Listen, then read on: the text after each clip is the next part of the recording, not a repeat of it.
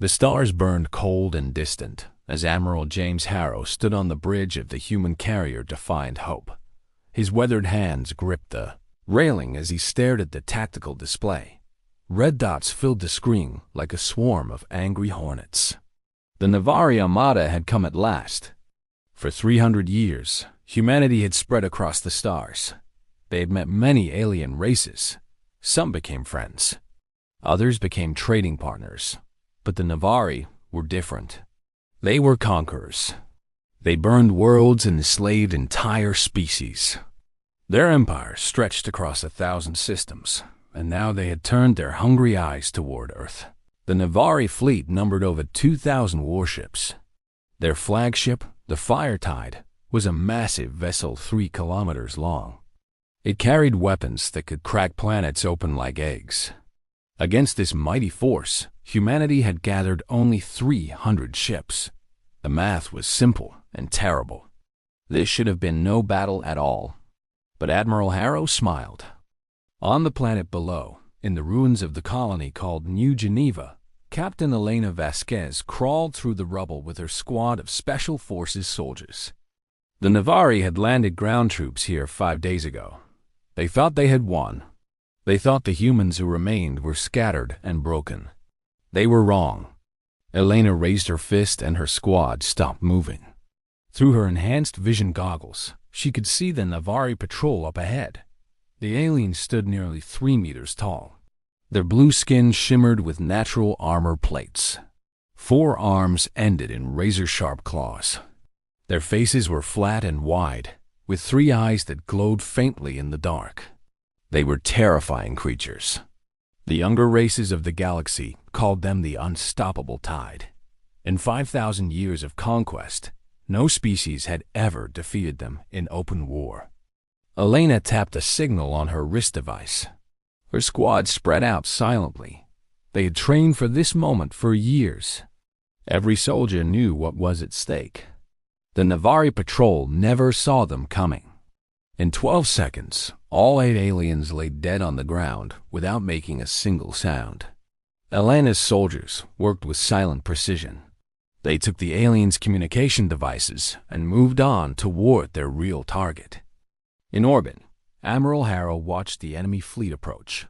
The Navari commander, a legendary warrior called Varthik the Merciless, had arranged his ships in the classic fire triangle formation.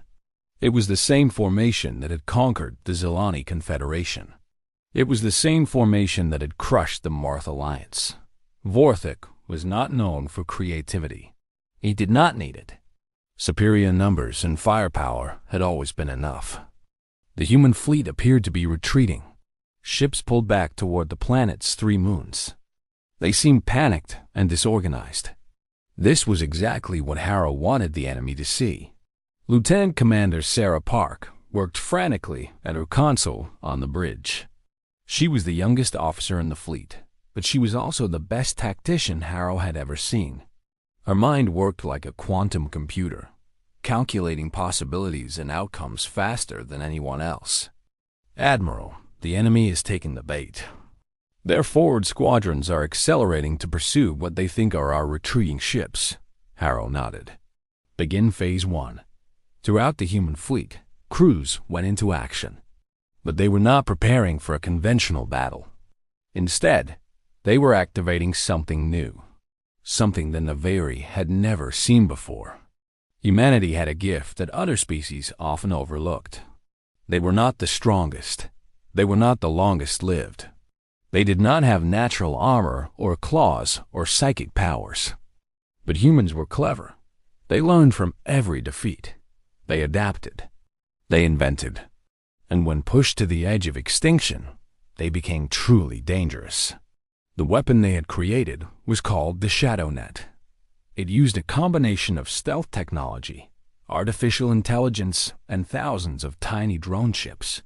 Each drone was no bigger than a basketball, but together they could do remarkable things. As the Navari fleet surged forward, confident in their victory, the Shadow Net activated. The drones had been hiding in the asteroid belt for weeks, powered down and invisible to sensors. Now they came alive. On the planet's surface, Captain Vasquez reached her objective. The Navari had built a command center in what used to be New Geneva's university. From here, their ground commander coordinated all operations on the planet. More importantly, the facility housed a quantum relay that connected to the main fleet above. Elena's explosives expert, Sergeant Marcus Cole, studied the building's defenses. Heavy guard rotation, plasma barriers on all entrances, motion sensors everywhere. He grinned. Piece of cake. Elena knew that Marcus always smiled before difficult missions. It was his way of dealing with fear. She felt the same fear, but kept it hidden behind a mask of calm confidence. Her soldiers needed to believe that everything would work out. She pulled up the building's blueprints on her tactical display. Human intelligence agents had spent months gathering this information. Every corridor, every room, every guard position had been mapped and studied. "We go through the ventilation system," she said. "Marcus, you and Kim will create a distraction at the main gate. The rest of us will enter through the maintenance access on the roof." The plan was risky.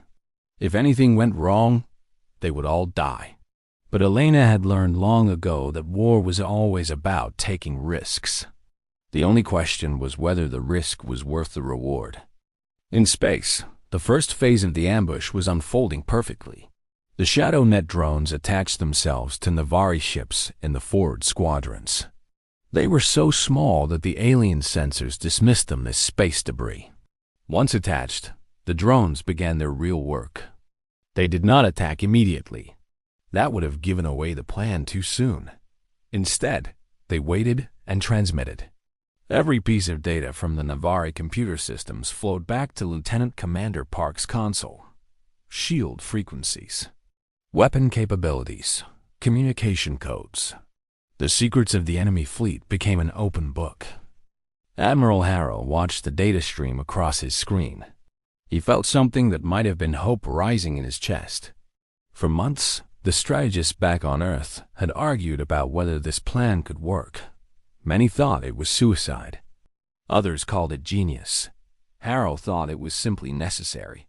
"The enemy is fully committed to the pursuit," Park reported. "Their fleet has entered the trap zone."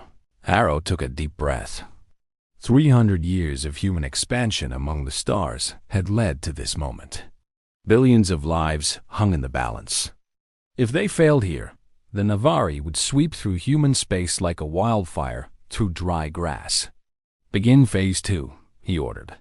"Show them what humanity can do." The Shadow Net drones activated their secondary function. They did not explode or fire weapons. Instead, they released a carefully designed electromagnetic pulse that targeted specific systems. Across the Navari forward squadrons, ships suddenly lost control of their navigation. Engines fired randomly. Ships began colliding with each other. Chaos erupted throughout the enemy formation. On the Firetide, Vorthik the Merciless stared at his tactical display in confusion. Ships were crashing into each other. His beautiful formation was falling apart. This had never happened before. This was impossible. What is happening? He roared at his officers. Who dares challenge the might of the Navari? The answer came moments later when the human fleet suddenly stopped retreating. 300 ships turned as one and charged directly into the confused mass of enemy vessels. Small, fast, and deadly, they wove through the chaos like wolves among sheep. Admiral Harrow stood tall on his bridge as the Defiant Hope led the attack. This was the moment everything changed. This was the moment humanity stopped running and started fighting. The real battle had begun. On the surface of New Geneva, Captain Vasquez dropped through the ventilation shaft into the heart of the Navari command center. Her squad landed silently behind her.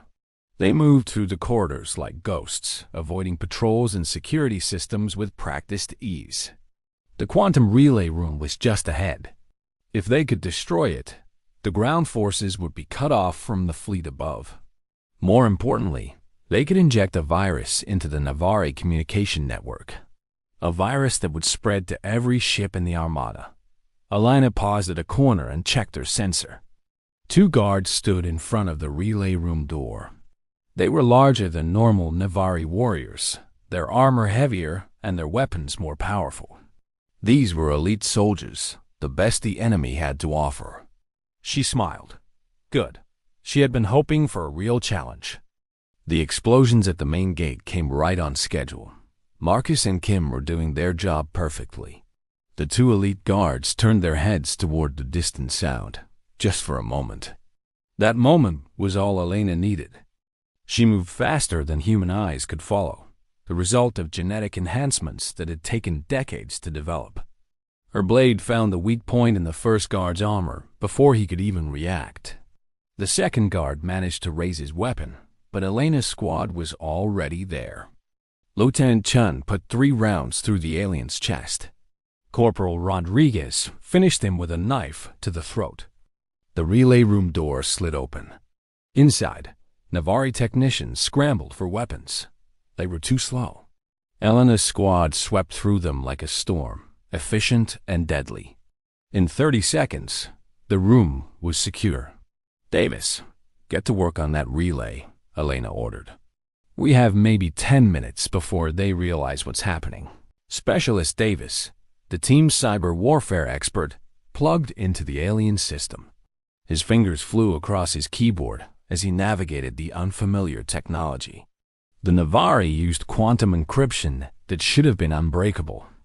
But human hackers had been studying captured technology for years. They had found a back door. I'm in, Davis said.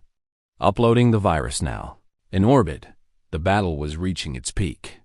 The human fleet had broken the enemy formation into fragments.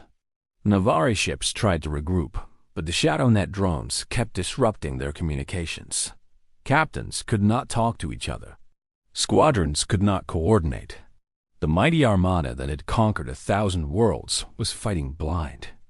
Admiral Harrow watched as the Defiant Hope's weapons tore through a Navari destroyer. The enemy ship broke apart in a silent explosion of fire and debris. All around them, similar scenes played out across the battlefield. Human ships darted in, struck hard, and pulled back before the enemy could respond. But Harrow knew they were not winning yet. The Navari still had superior numbers. Many of their ships had recovered from the initial confusion and were fighting back with terrible effectiveness. Human vessels were dying too, their crews giving their lives to buy precious time. The Firetide finally entered the battle zone. Vorthik had held his flagship back while his subordinates dealt with what he thought was a minor threat. Now he realized his mistake. The humans were not running. They were not surrendering. They were fighting with a fury he had never seen before. All ships, focus fire on their carrier, Vorthik commanded. Destroy their leader, and they will break.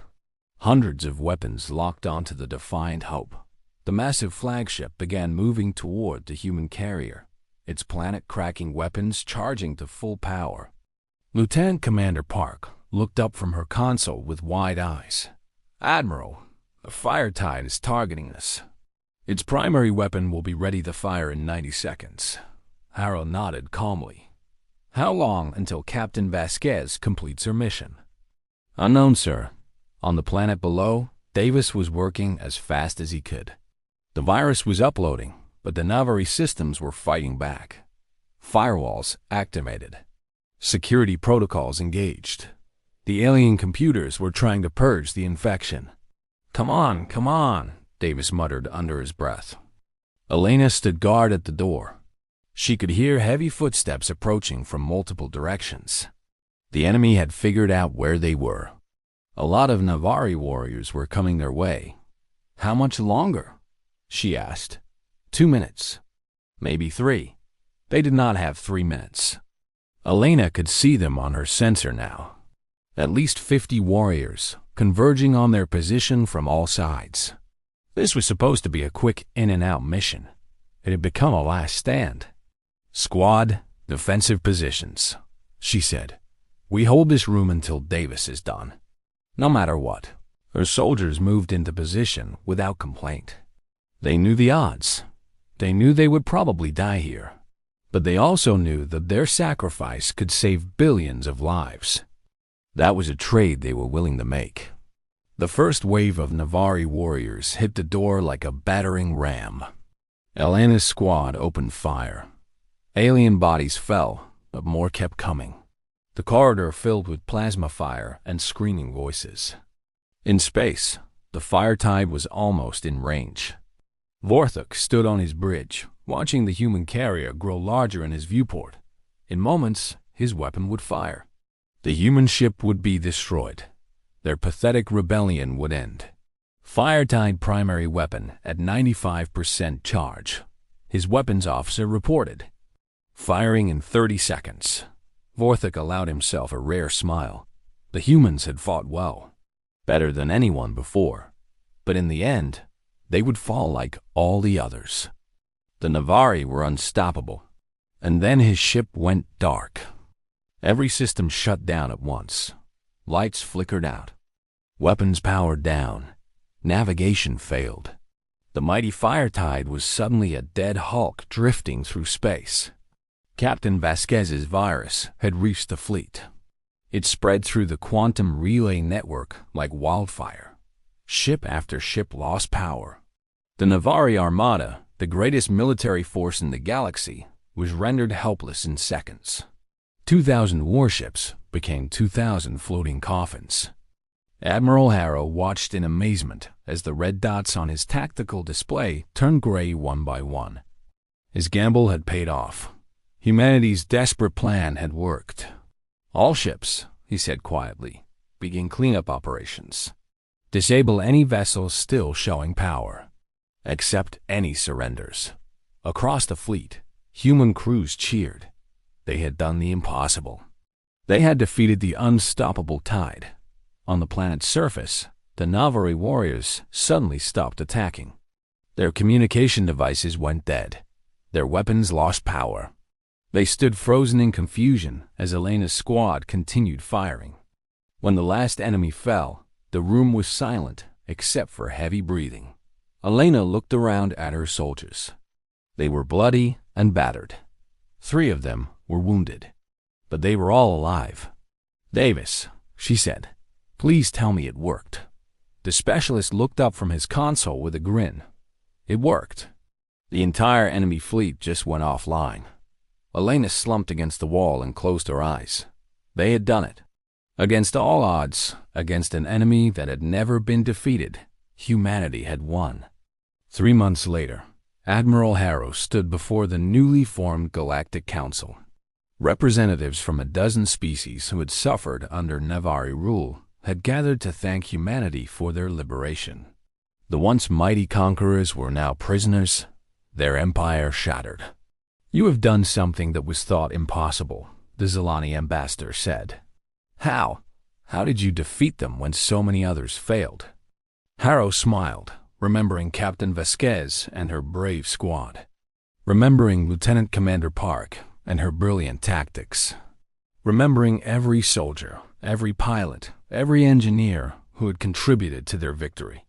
"We learned from history," he said. "Every species that fought the Navari tried to match their strength. They built bigger ships, larger armies, more powerful weapons. But you cannot beat an enemy by playing their game." He paused, letting his words sink in. "Humans are not the strongest species in the galaxy. We are not the most advanced, but we are clever. We adapt. We find the unexpected solution. The Navari expected us to fight like everyone else. We did not. We used their own technology against them. We struck from places they never thought to look. We found their weakness and exploited it." The council chamber was silent. "That is the lesson of this war," Harrow continued. "Strength is not everything. Sometimes the smaller force can win if they are willing to think differently, if they are willing to take risks, if they refuse to give up even when victory seems impossible." Captain Vasquez stood in the crowd, her wounds still healing. She had been promoted to major and given every medal humanity had to offer. But she did not care about medals. She cared about the soldiers who had fought beside her, the ones who had given everything so that others could live. She thought about her squad.